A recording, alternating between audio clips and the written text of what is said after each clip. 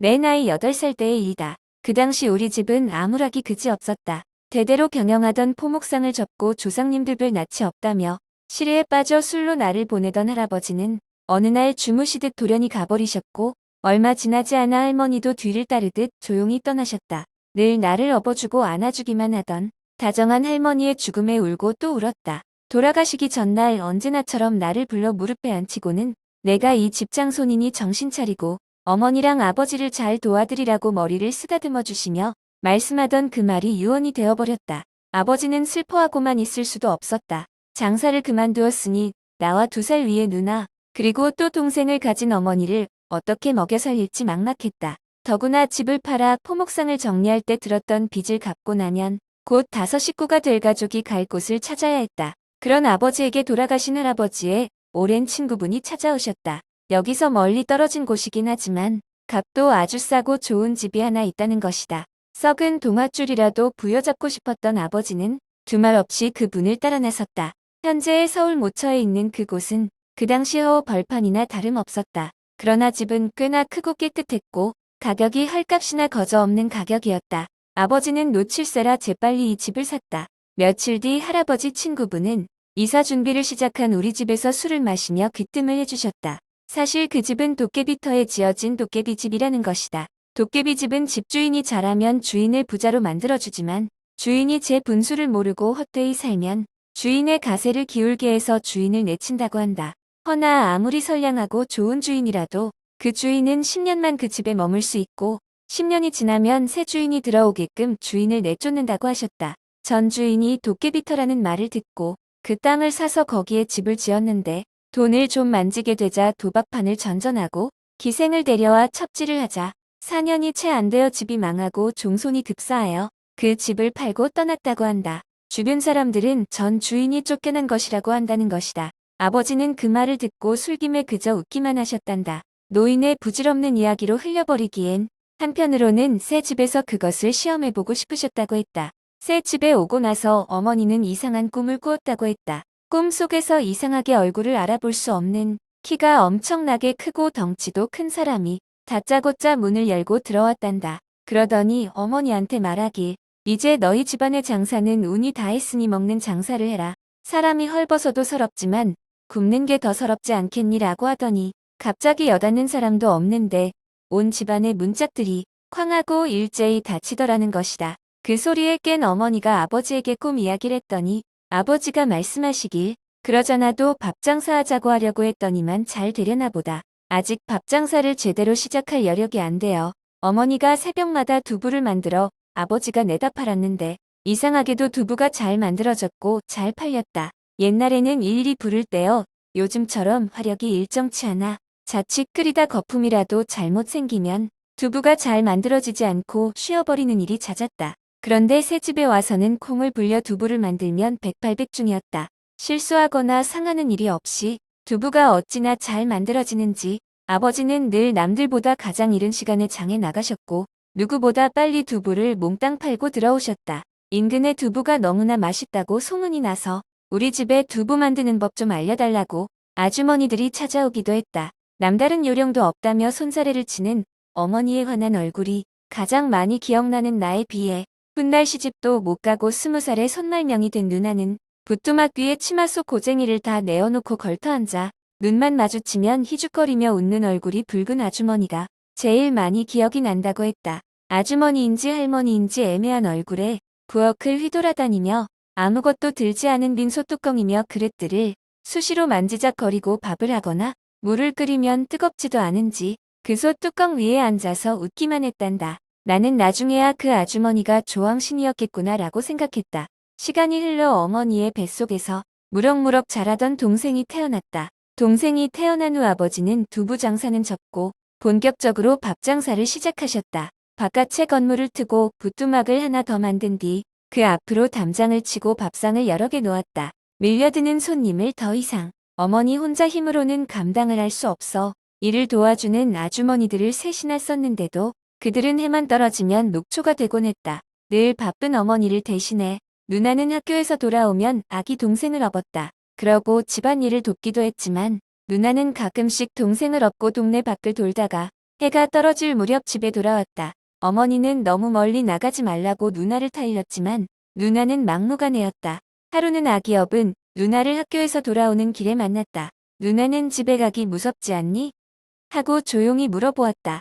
항상 집이 시끌시끌한데 뭐가 무섭냐고 하자 누나는 그 이상 말을 안 했다. 한참 후에나 들었지만 누나는 온 집안에 귀신이 드글드글하다고 했다. 항상 지붕 위에 사람의 발바닥과 손바닥이 보이는데 그 크기가 너무나 크고 사람 몸통은 보이지 않고 온 집안을 휘젓고 다니는데 이들이 자세히 보면 손발이 없고 옷자락만 질질 끌면서 안 들어가는 곳이 없단다. 사람들 틈에 섞여서 낄낄대고 웃고 좋아하는데 그 소리가 나면 어김없이 손님이 때로 들어온단다. 그것도 비슷한 무리들이 잔뜩 섞여서 말이다. 이들은 해가 지면 거의 대부분은 나가는데 이들이 나가고 나면 수염을 배꼽까지 기르고 코가 시뻘건 영감이 대문 단속을 하고 마당 한가운데에 주저앉는다고 했다. 이 영감이 나오면 낮에 들어왔던 것들이 열어달라고 대문을 두들기고 난리를 치는데 영감은 그럴 때마다 해 뜰 때까지 기다리라며 호통을 고래고래 쳤다고 한다.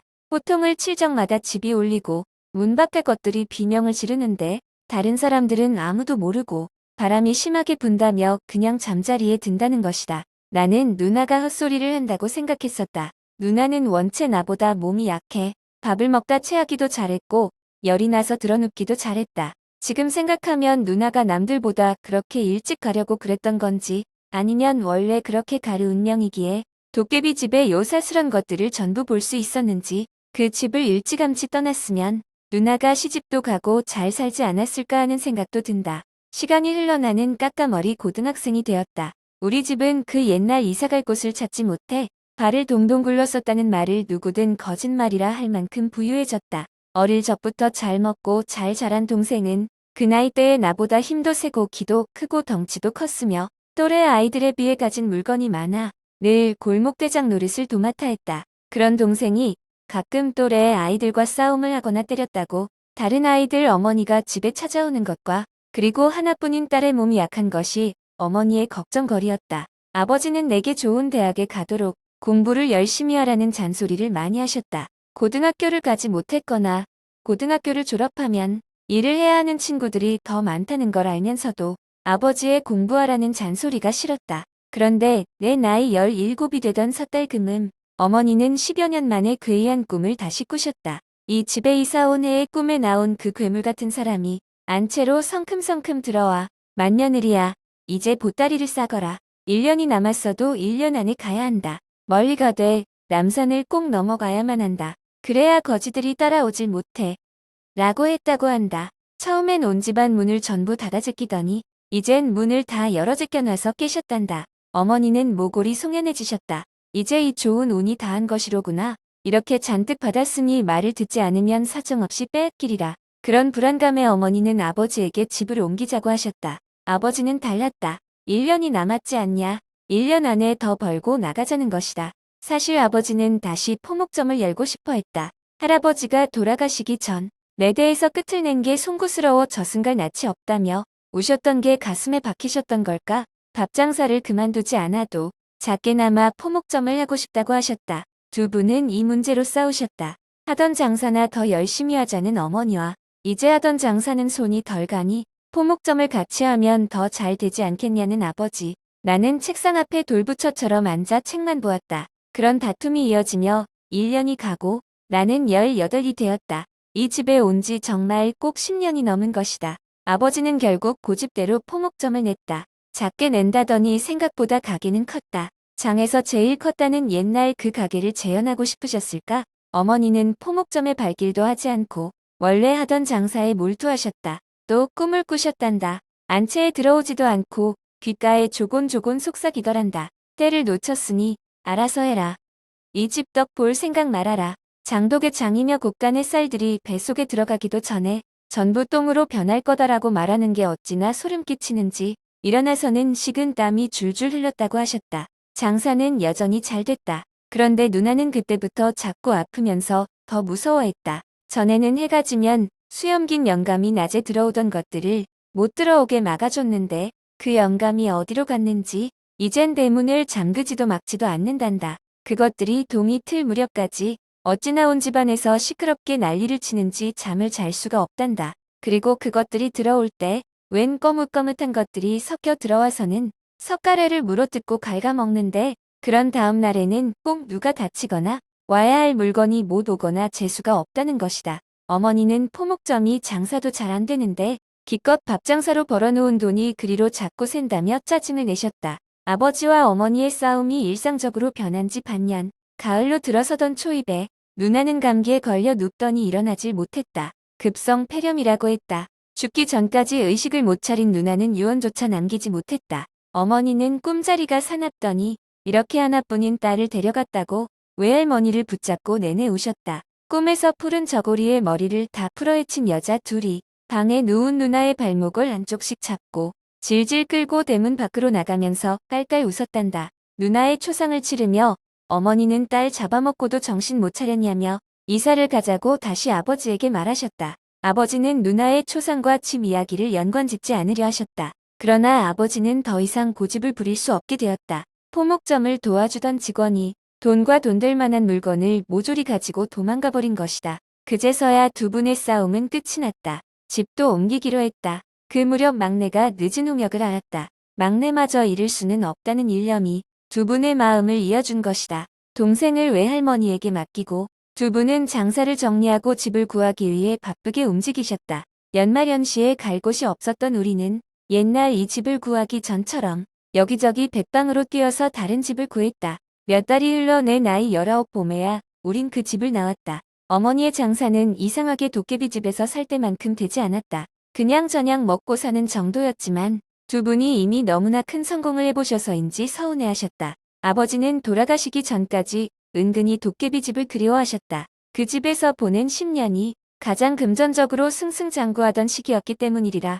세월이 흐른 요즘 듣기로 도깨비터에 대한 이야기는 많이 다르다. 사람이 사는 가택이 아니라 장사만 해야 한다는 둥, 부접을 쓰고 굿을 해야 한다는 둥, 터만큼 기가 센 사람이 거주해야 한다는 둥. 그러나 이제 지천령의 나이를 앞둔 내가 회상하기로는 사람이나 귀신이나 정말로 공짜가 없다는 것만이 도깨비터에 대한 인상이다. 도깨비의 운은 10년을 퍼주고 나면 더 이상 받을 수 없고 그 집에 드나들던 수많은 귀신들은 불을 주는 대신 부모님의 마음을 얼그러뜨리고 누나의 목숨을 가져갔다. 사람은 그저 같은 사람들끼리 제목껏 사는 것이 최선이라는 나를 다른 사람들은 너무나 욕심이 없고 그릇이 작다고들 한다. 그러나 나는 누가 뭐래도 그 귀신 그릇에 밥을 먹고 싶지 않다. 오늘 이야기는 여기까지예요. 오늘 이야기가 재미있으셨다면 구독과 좋아요, 댓글 부탁해요.